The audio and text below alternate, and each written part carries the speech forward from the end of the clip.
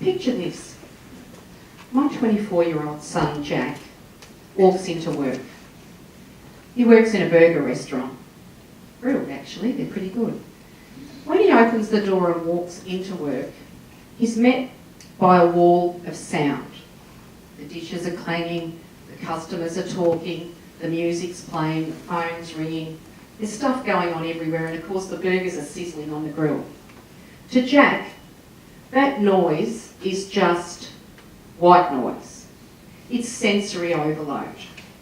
And for that split second when Jack walks through that door, his coping mechanism is just to switch off for a moment. It's like giving his brain a chance to take a deep breath. So he'll go, that's cool. We all do that every now and then. But what Jack also did in that split second is he lost his train of thought.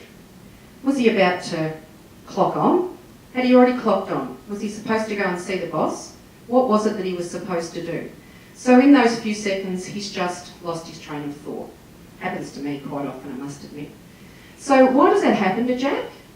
Well, that happens because Jack's got classic ADHD and he's got short-term auditory memory disorder.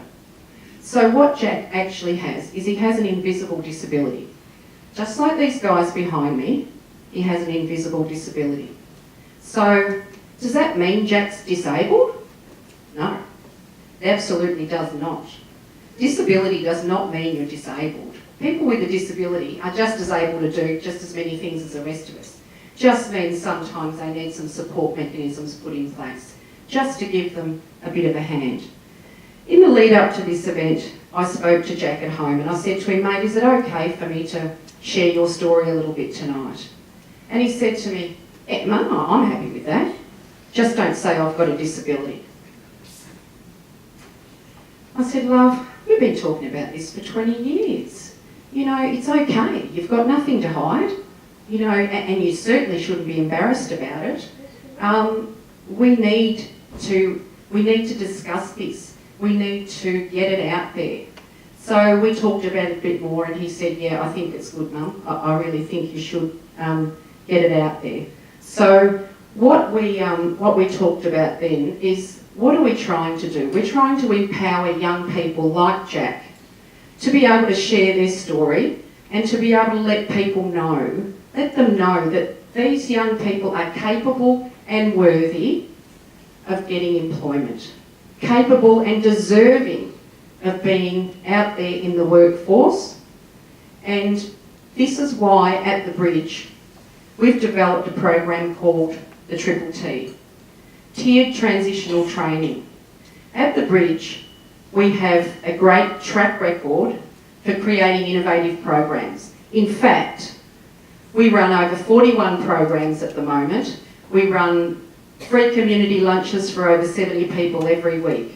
We've got vocational programs, computers, EAL. We've got a 35-year track record of serving our community. In fact, 1,800 people walk through our doors every week, and we are catering to them to ensure they get what they need. So the Triple T, what is it? Well, it's a program that's designed particularly for people with a learning disorder, particularly for people with an invisible disability. Do you know that 1 in 5 people have an invisible disability? Out there tonight, there'll be 25 of you in the same boat, so you guys know what I'm talking about. So the Triple T is based on true community development principles. Our young people help determine the direction of that program to ensure they get the outcomes that they need. And what we need is we need some support to put in the pivotal part of our program. The key difference. Someone's going to ask me tonight, what's so different about your program? There's a million programs out there for young people who need a leg up. Well, there's a lot of differences about ours. One is, I've got Jack and I learn a lot from Jack, and my learnings and the great team at the Bridge who have a vast experience in meeting the particular needs of our cohort, we've put this together and we know what it is we need to do. So the support worker The support worker, that's what we need your help to fund tonight. That's the pivotal difference in our program. She is there every step of the way, every transition, every time someone needs support, she's there. And that includes support to our industry partners when these young people get out in the workforce. And there's so much that's exciting that's happening at the Bridge at the moment. Last week we opened our social enterprise cafe called Moon Rabbit. There's a really cool slide coming up. Moon Rabbit's a small social enterprise cafe that we've just opened in the foyer of our building. It's 6 square metres. Tiny cafe, packs one hell of a punch. That cafe is our practical training ground for our graduates. And from there, they'll be going out into employment. So, we have a gap. This cafe is going to be awesome. I'll stake my reputation on that. This cafe will be making a profit by the end of the year. But that gap between the current Triple T and when Moon Rabbit starts washing its own face, we need $15,000, maybe $30,000 would be really good. And we can keep the momentum going. We don't want to drop the ball here. We want to get the next Triple T program going. We've currently got funding for the pilot. We've got funding for a trainer for the next one, but we need another support worker.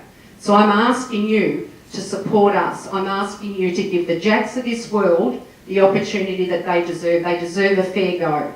And you can come and get a cup of coffee too.